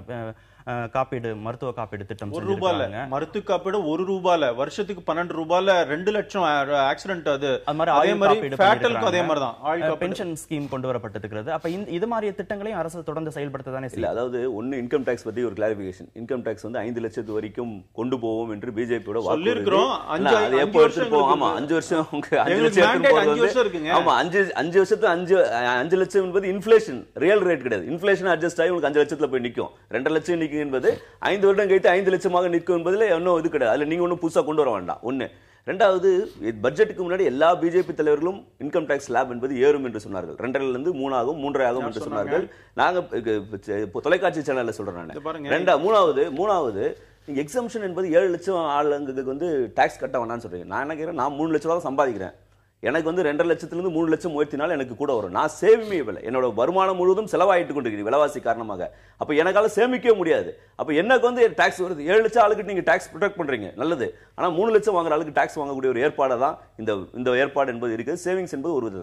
நீங்க சொல்ற எல்லா திட்டங்களும், நலத்திட்டங்களும், காப்பீடு திட்டங்களும் பாத்தீங்கன்னா யார் மூலமாக இவங்க செயல்படுத்த போகிறார்கள்னா பொதுத்துறை நிறுவனம் மூலமாக செயல்படுத்த போறார்கள். ஆனா அந்த பொதுத்துறையை விற்பதற்கான அறிவிப்பும் இவங்க அறிவிச்சிருக்காங்க. இதை ஒரு கான்ட்ராடிக்டரியா பாக்குறேன் நான். ஒரு பக்கம் இவர்களுடைய திட்டங்களை செயல்படுத்துவதற்கு பொதுத்துறை இன்சூரன்ஸ் கம்பெனிகள் வேணும், பொதுத்துறை வங்கிகள் வேணும். ஆனால் அந்த பொதுத்துறை இன்சூரன்ஸ் கம்பெனிகளும் பொதுத்துறை வங்கிகளும் விற்பதற்கு கூட டிஸ்இன்வெஸ்ட்மெண்ட் ப்ரொவிஷன் என்பது இருக்கு. இன்னொரு பென்ஷன் ஸ்கீம் அறிவிச்சிருக்காங்க. நாங்களும் கொடுக்குறோம், நீங்களும் கொடுங்க, நாங்களும் கொடுக்குறோம், டிஃபைன்டு பென்ஷன் தரோம்னு சொல்றாங்க. எவ்வளவு கொடுக்குறாங்கன்னு அரசாங்கம் ஒரு ஆளுக்கு ஒரு மாதத்துக்கு 80 ரூபாய் கொடுக்குறாங்க. இந்த 80 ரூபாய் வச்சு நீங்க என்ன பென்ஷன் ஸ்கீம் கொண்டு வர முடியுங்கிறது பிஜேபி தலைவர்கள் விளக்குறாங்க. அடுத்ததா ஒரு நிமிஷம் இதுக்கு நான் சொல்ல நினைக்கிறேன். பொதுத்துறை நிறுவனங்கள்ல டிஸ்இன்வெஸ்ட்மெண்ட் மினிஸ்ட்ரியை வாஜ்பாய் கவர்மெண்ட் வச்சிருந்தா இல்லைன்னு சொல்லல. நஷ்டத்தில் இயங்குற பொதுத்துறை நிறுவனங்கள்ல பத்தி அதை வந்து டிஸ்இன்வெஸ்ட்மெண்ட் பண்ணுறோம்னு சொன்னா இந்தியாவில் பப்ளிக் செக்டர் அண்டர்டேக்கிங் பண்றோம்னு ஒரு தவறான பிக்சர். நான் என்ன சொல்றேன், எங்களை பொறுத்த வரைக்கும் கம்யூனிஸ்டோடைய எக்கனாமிக் தாட் எங்களுக்கு கிடையாது. அது வந்து உலகத்துல எல்லா இடத்துலயுமே ஃபெயிலியர் ஆயிட்டு இருக்குது. அதனால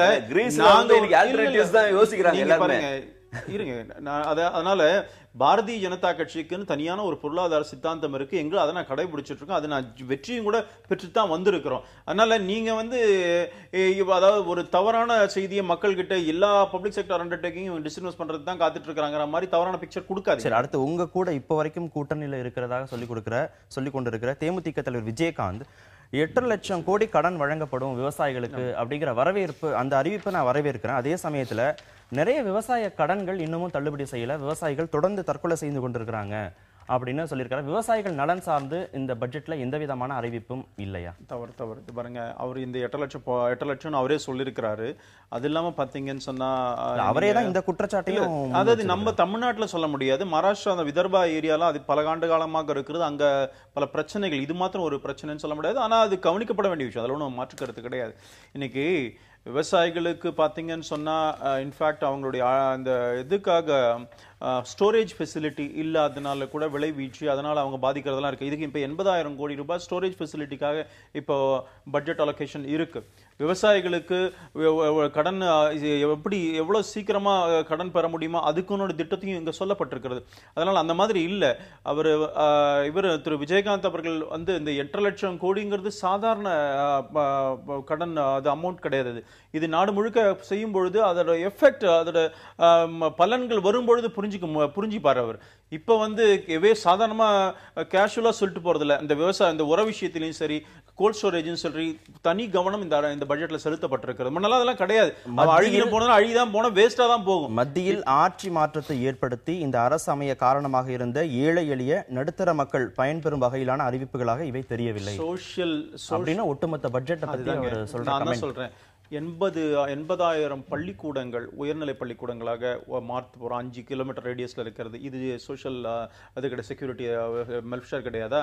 அதே மாதிரி ₹1 வருஷத்துக்கு 12 ரூபாய் கொடுத்தா போறோம். ஆக்சிடென்ட்டுக்கு 2 லட்சம் இது ஆக்சிடென்ட் பெனிஃபிட் இருக்கு பாலிசி, இது இன்சூரன்ஸ் பாலிசி. அதே மாதிரி இறந்து விட்டா ஆயில் காப்பீடு மாதிரி அது 2 லட்சம் கொடுத்துருக்கு. இது இல்லையா? பென்ஷன்ஸ், முதியோர் இதெல்லாம் இருக்கு. அதே மாதிரி அன்ஆர்கனைஸ்டு செக்டார், இன்னைக்கு தனியார் நிறுவனங்களா இருந்தாலும் சரி, இந்த அன்ஆர்கனைஸ்டு செக்டார் ஏதோ உழைக்கிறாங்க, அதுக்கப்புறம் அவங்க உடம்பு சரியா போச்சு, எல்லாம் இறந்துட்டாங்கன்னா இது காப்பாத்துறதுக்கு ஆள் இல்லாம இருக்க இந்த அரசாங்கம் அதோட பென்ஷன் திட்டத்தை கொண்டு வந்திருக்குது. சூப்பர் சீனியர்ஸுக்கும் அதுக்கு ஒரு திட்டத்தை கொண்டு வந்திருக்குது. சோஷியல் செக்டார்ல முழுக்க இந்த மாதிரி செஞ்சிருக்கு. அது மாத்திரம் இல்ல, நீங்க பாத்தீங்கன்னா வேலை வாய்ப்பு பெருகிற இன்ஃப்ராஸ்ட்ரக்சர், உள்கட்டமைப்பு வசதி பெருக்கிறதுக்காக 70,000 கோடி ரூபாய். இது வந்து பல ரீதியில தொழிலை பல பேருக்கு வேலை வாய்ப்பை உருவாக்குகின்ற விஷயம் தானே இதெல்லாம் செஞ்சிருக்கிறது. இது எப்படி இல்லைன்னு சொல்ல முடியும்? 8 லட்சம் கோடி கடன் வழங்கணும் பட்ஜெட்ல அறிவிப்பு வெளியிடப்பட்டிருக்கு. அதே மாதிரி தேசிய வேளாண் மையம் உருவாக்கப்படும், விவசாயிகள் வந்து தங்களுடைய பொருட்களை விற்பனை செய்வதற்கு, இதெல்லாமே ஆக்கப்பூர்வமான நடவடிக்கைகள் தானே. இல்ல ஏற்கனவே இந்த கமாடிட்டிஸ் மார்க்கெட்டை செபியோட இப்போ அட்டாச் பண்றதுக்கான ஒரு ஏற்பாடுகள் இருக்காங்க. ஏற்கனவே கமாடிட்டிஸ் மார்க்கெட்ல மிகப்பெரிய சூதாட்டம் என்பது நடந்து கொண்டிருக்கிறது. அது இன்னொன்று செபியோட இன்னைக்கு அட்டாச் பண்ணுவதற்கான ஒரு ஏற்பாடுகள் என்பது இருக்கு. விவசாயி உற்பத்தி செய்கின்ற பொருளை வந்து கொள்முதல் செய்வதற்கு இன்றைக்கு அரசாங்கம் தயாராகவில்லை. அந்த கொள்முதல்ல ஒரு மிகப்பெரிய தேக்கம் என்பது இருக்குங்கிறத நாம் பார்க்கிறோம். இன்னொன்று சோஷியல் செக்யூரிட்டி ஸ்கீம்ஸ் என்று சொல்லும்போது 80,000 பள்ளிக்கூடங்களை மேம்படுத்துவது என்பது உண்மையில வரவேற்கக்கூடிய விஷயம் பார்க்குறோம். ஆனால் என்ன பார்க்குறோம்னா அந்த 80,000 பள்ளிக்கூடங்களுக்கான ஆசிரியரை நியமிப்பதற்கு தயாராங்கிற கேள்வி தான். வெறும் அப்கிரேட் பண்ணால் மட்டும் போகாது, அவர்களுக்கான ஆசிரியரை நியமிக்க வேண்டும், அதுக்கான நிதியை ஒதுக்க வேண்டும். அது பண்ணுவதற்கான முயற்சிகள் என்பது இதில் இருக்காங்கிற கேள்வி என்பது இருக்கு. அதே போல சோஷியல் செக்யூரிட்டி ஸ்கீம்ஸ்ல 12 ரூபாய்க்கு 2 லட்சம் ரூபாய் ஆக்சிடென்ட் கவர் என்பது வரவேற்கலாம். அது வந்து பொதுத்துறை பொது இன்சூரன்ஸ் கம்பெனிகள் கொடுத்தா நம்ம வரவேற்கக்கூடிய விஷயம். ஆனால் என்ன பிரச்சனை என்றால் இவங்க ஏற்கனவே அந்த ஜன்தன் யோஜனா ஸ்கீம்ல வந்து 1 லட்சம் ரூபாய் கொடுப்பதாக சொல்லி ஒரு தனியார் இன்சூரன்ஸ் கம்பெனி கிட்ட ஒரு ஒப்பந்தம் என்பது போட்டிருக்கார்கள். அது என்ன ஒப்பந்தம் என்று சொன்னால் 60 நாள் ஆபரேஷன் இல்லைன்னா அந்த பாலிசிக்கான இன்சூரன்ஸ் கிளைம் என்பது கிடைக்காது. தஞ்சன் ஓபன் பண்ணது எல்லாமே 10 கோடி அக்கௌண்ட் ஓபன் பண்ண போறாங்க, 10 கோடி ஓபன் பண்ணியாச்சுங்கிறாங்க. இந்த 10 கோடியில 7.5 கோடி 8 கோடி அக்கௌண்ட் வந்து இன்னாபரேஷன் தான், அது ஆபரேட்டே ஆகல. இல்ல அந்த 8 கோடி பேர் எக்ஸ்க்ளூட் பண்ணி தான் அந்த இன்சூரன்ஸ் பாலிசி என்பது உருவாக்கப்பட்டிருக்கு. அதே கவர்மெண்ட் இன்சூரன்ஸ் ஸ்கீம்ல கொடுத்தீங்கன்னா அப்படி இருக்காது உங்களுக்கு. அப்ப இதை உட்பட கணக்கில் எடுத்துக்கொண்டு அந்த ரெண்டு அப்படி அனௌன்ஸ் பண்றது முக்கியம் இல்ல, அனௌன்ஸ் பண்ற ஸ்கீம் ஒழுங்கா போய் சேருதா கூட பார்க்க வேண்டிய கட்டாயம் இருக்கு. கல்விக்காக நீங்க 10,000 கோடி ஒதுக்கி இருக்கிறீங்க, எய்ம்ஸ், ஐஐடி, ஐஐஎம் போன்ற நிறுவனங்கள்லாம் நீங்க தொடங்கப்படும் அப்படிங்கிற அந்த அறிவிப்பெல்லாம் வரவேற்கத்தக்கது. அதே சமயத்துல நிறைய மாணவர்கள் இன்னமும் கல்வி கடன் வாங்கி கட்ட முடியாம இருக்கிறாங்க. அந்த கல்வி கடன் ரத்து சம்பந்தமா எந்த விதமான அறிவிப்பும் இல்ல. அதே மாதிரி உயர்கல்வி படிப்போருக்கு என்ன விதமான சலுகைகள் இந்த பட்ஜெட்ல அறிவிக்கப்படும்? அப்படி கிடையாதுங்க. 68,000 கோடி ரூபாய் கல்விக்கு தான் அனௌன்ஸ் பண்ணியிருக்குது. நான் என்ன சொல்றேன், அதாவது கடந்த காலங்களில் இது வந்து யூபிஏ கவர்மெண்ட்ல வரும் பொழுது கல்வி கடன் கொடுக்குறேன்னு சொல்லிட்டு கொடுக்காமையும் விட்டாங்க. நீங்க வாங்கின கடனை பெறுத விடுங்க, கல்வி கடனை கிடைக்காதவங்க எத்தனையோ பேர் இருக்கிறாங்க. அதை அந்த நம்மளை சரி செய்வதற்காகத்தான் இந்த திட்டத்தை கொண்டு வந்திருக்குது. சொல்லின தர அவங்க செய்யல. இப்ப இந்த 68,000 கோடி ரூபாய் கொண்டு வந்திருக்குது.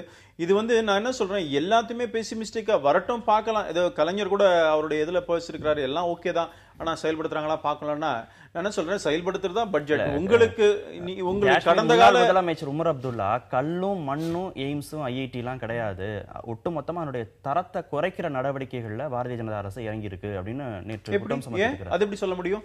எய்ம்ஸ் வந்து டெல்லியில மாத்திரம் இருக்குது. கடந்த பட்ஜெட்டே நாங்க சொல்லியிருந்தோம், எந்த மாநிலம் விரும்புகிறதோ எழுதினா அதற்கு இன்ஃப்ராஸ்ட்ரக்சர் கொடுத்த இடங்கள்லாம் கொடுத்தா ஆரம்பிக்க தயார் சொன்னோம். தமிழ்நாடு எழுதி இருக்கிறது. இன்னைக்கு ஜெயலலிதா அவர்கள் சொல்லி இருக்கிறாங்களே, நாங்க கேட்டதுக்கு நன்றி கொடுத்திருக்கீங்க, நன்றின்னு. எய்ம்ஸ் மாதிரி அதாவது மேம்படுத்தப்பட்ட உலகத்தரம் வாய்ந்த ஒரு ஹாஸ்பிட்டல் வர்றதுல என்ன குறை காண முடியும் உங்களால? எனக்கு ஒன்றும் புரியல. ஒரு நல்ல திட்டம் தானே. சென்னை, டெல்லி மாத்திரம் இல்ல, பல இடத்துலயும் இந்த மாதிரி வரணும்ட்டு ஐஐஎம்ஸ், ஐஐடிஸ், எய்ம்ஸ் நாடு முழுக்க கொண்டு வந்திருக்கிறாங்கன்னு சொல்லும் பொழுது பாராட்டாம என்ன இருக்குது இதுல? ஏன் குறை? நான் இன்னொன்னு சொல்றேன் சார், நீங்க விவசாயிகளுக்கு மாத்திரம் இல்லைங்க, சிறு குறு தொழிலதிபர்கள் அவங்க ரொம்ப சஃபர் பண்றாங்க. இன்னைக்கு இப்ப கிட்டத்தட்ட அந்த முத்ரா பேங்க் 20,000 கோடி ரூபாய் அவங்களுக்கு கிட்டத்தட்ட 1.2 lakh crore வரைக்கும் லோன் போக போகுது. என்ன ஆகும்? இப்ப நீங்க சிறு குறு தொழிலதிபர்களுக்கு செஞ்சிருக்கிறீங்க, அதை வந்து ஆதரிச்சிருக்கிறீங்க. அதே சமயத்துல இந்திய கம்யூனிஸ்ட் கட்சியோட அறிக்கையில செல்வந்தர்கள் மீதான நேர்முக வரியை குறைத்ததால் அரசுக்கு 8,000 கோடி ரூபாய் அளவிற்கு வரி இழப்பு ஏற்பட்டுள்ளது. ஆனால் மறைமுக வரி உயர்வு மூலமாக 23,000 கோடிக்கும் அதிகமாக மக்கள் மீது வரி சுமத்தப்பட்டிருக்குன்னு குற்றம் சுமத்தப்பட்டிருக்கு. டாக்ஸ் வந்து 1,08,000 கோடி ரூபாய் தான் வெல்த் டாக்ஸ்ல ரெக்கவர் பண்றோம். 1,008 கோடி ரூபாய். அதான் சாரி 1,008 கோடி வெல்த் டாக்ஸ்ல வருது. இப்ப இந்த சூப்பர் டாக்ஸ் மாதிரி 1 கோடி ரூபாய்க்கு மேல சம்பாதிக்கிறவங்களுக்கு 2% போட்டு அதுல வரப்போது 9,000 கோடி. நீங்க கார்பரேட் 9,000 கோடி வரும் அப்படிங்கிற மாதிரி அனௌன்ஸ் பண்ணிருக்காரு. இப்ப உங்களுக்கு நாங்க கார்பரேட் பணக்கார முதலாளிகளுக்கு தாங்கிறீங்க, இப்ப அவங்களுக்கு 8,000 கோடி அவங்க கிட்ட தான் எக்ஸ்ட்ரா வாங்குறோம். இது நல்ல விஷயம் இல்லையா? வெல்த் டாக்ஸ்ல வெறும் 1,008 கோடி தானே வந்தது. இல்ல ஒரு நிதிநிலை அறிக்கைன்னா வெறும் அனௌன்ஸ்மெண்ட்ஸ் மட்டும் கிடையாது. ஒன்னு அந்த எய்ம்ஸ் மற்ற விஷயங்கள் நான் சொல்றேன். இன்னும் நிதிநிலை அறிக்கை என்பது அடுத்த ஒரு ஆண்டுகளுக்கு யாரிடமிருந்து நிதி வரப்போகிறது, யாருக்கு செலவழிக்க போகிறது, 1 கோடி ரூபாய்க்கு வருமானம் இருக்கிற மேல 1 கோடிக்கு மேல எவ்வளவு பேர் இருக்காங்கிறது சிதம்பரம் சொல்லிட்டாரு. 42,000 பேர் தான் 1 கோடிக்கு மேல இருக்கான்னு சொல்லிட்டு அவர் புள்ளிவிவரத்தோட கணக்கு கொடுத்துட்டாரு. இதெல்லாம் அவர் சர்சார்ஜ் போடும்போது சொன்ன விஷயங்கள். டாக்ஸ் குறைச்சதை மட்டும் நம்ம குறை சொல்ல முடியாது. எக்ஸம்ஷன் அங்க படிப்படியா குறைக்க போறோம். இல்ல என்ன எக்ஸம்ஷன்ஸ் சொல்லிருக்காங்களான்னு கேட்கிறேன். என்ன எக்ஸம்ஷன்ஸ் கொடுக்க போறாங்க? நோக்கியா கொடுத்த எக்ஸம்ஷன்ஸ் எல்லாம் குறைக்க போறாங்களா? இல்ல பாகிஸ்தான் கொடுத்த எக்ஸம்ஷன் எல்லாம் குறைக்க போறாங்களா? இல்ல 10 ஆண்டு காலம் எல்லா சலுகைகளையும் அனுபவித்து விட்டு இன்னைக்கு மூடி கொண்டு போயிறார்கள், அதை விட்டு தடுக்க போயிறார்கள் என்ற கேள்வி இருக்குது. டைரக்ட் டாக்ஸஸ் என்பதுதான் நேரடியாக பணக்காரர்களிடமிருந்து வசூல் செய்யக்கூடிய ஒரு வரி. இன்டைரக்ட் டாக்ஸஸ் என்பது 120 கோடி மக்கள் மீதும் விதிக்கப்படுகின்ற ஒரு வரி. எல்லார் மேலயும் போகும். அது சாதாரண சாமானிய பிச்சைக்காரன் கிட்ட இருந்து பணக்காரன் கிட்ட இருந்து வருகின்ற வரி. இவர்கள் இன்டைரக்ட் டாக்ஸஸ் ஏற்றிக்கொண்டே போகிறார்கள், மறைமுக வரிகளை ஏற்றிக்கொண்டே போறார்கள். 120 கோடி மக்கள் மீது சுமையை செலுத்திட்டே போறாங்க. நேரடியாக வசூல் செய்ய வேண்டிய பணக்காரர்கள் கிட்ட இருந்து வரியை குறைச்சிட்டே வராங்க. உலகத்துல எங்கேயாவது இப்படி ஒரு ரேஷனாலிட்டி இருக்குமான்னு எனக்கு தெரியல. அதாவது நான் 10 லட்சம் ரூபாய்க்கு மேல சம்பளம் வாங்கினா நான் 30% டாக்ஸ் கட்டணும். ஆனா பல கோடி ரூபாய் வாங்குற ஆளுக்கு 24% டாக்ஸ் என்பது சர்வீஸ் டாக்ஸும் உயர்த்தப்பட்டிருக்கு. சாமானிய மக்கள் வாங்கக்கூடிய சின்ன சின்ன பொருட்களோட விலை இனிமே உயரும் அபாயம் ஏற்படுமா இல்லையா? சர்வீஸ் டாக்ஸ்னு அது இல்லங்க, எல்லா பொருள் மேலயும் சர்வீஸ் டாக்ஸ் வராது. ஹோட்டல் சர்வீஸ் பண்ற இண்டஸ்ட்ரியில இருந்து வரும், அவ்வளவுதான். நீங்க இவர் சொல்றாரு கார்ப்பரேட், நீங்க வந்து நோக்கியா இதெல்லாம் ரெட்ரோஸ்பெக்டிவ் எஃபெக்ட்ல கொண்டு வந்ததெல்லாம் எந்த ஆட்சி? இப்ப இந்த அந்த இதுல இல்லன்னு சொல்லுங்க, இருங்க, அது இல்லன்னு சொல்லியாச்சு. ப்ராஸ்பெக்டிவ் எஃபெக்ட் தான், ரெட்ரோஸ்பெக்டிவ் கிடையாதுன்னு சொல்லிருக்கேன். நான் இறுதியா ஒரே ஒரு விஷயம் சொல்ல வரேன். கார்ப்பரேட்ன்றீங்க, கார்ப்பரேட் டாக்ஸ் பத்தி எல்லாரும் பேசியிருக்கிறாரு. நீங்க உலகம் முழுக்க ஏசியால பாத்தீங்கன்னா கார்ப்பரேட் டாக்ஸ்ங்கிறது அதோட ஜெனரல் ஆவரேஜ் பாத்தீங்கன்னா 21.91, குளோபல்ல 23.64 இருக்கு. நம்முடைய நாட்டு சுத்தி இருக்கிற அத்தனை நாட்டிலுமே கார்ப்பரேட் டாக்ஸ் கம்மி. இதுதான் பெரிய வளர்ச்சிக்கு கூட பெரிய பிரச்சனையா இருக்குது.